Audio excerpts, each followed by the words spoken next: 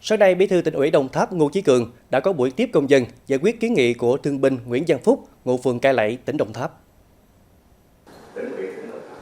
Ông Phúc kiến nghị được hỗ trợ kinh phí sửa chữa, cải tạo nhà ở theo chương trình xóa nhà tạm, nhà dột nát cho người có công với cách mạng theo quyết định số 21 của Thủ tướng Chính phủ.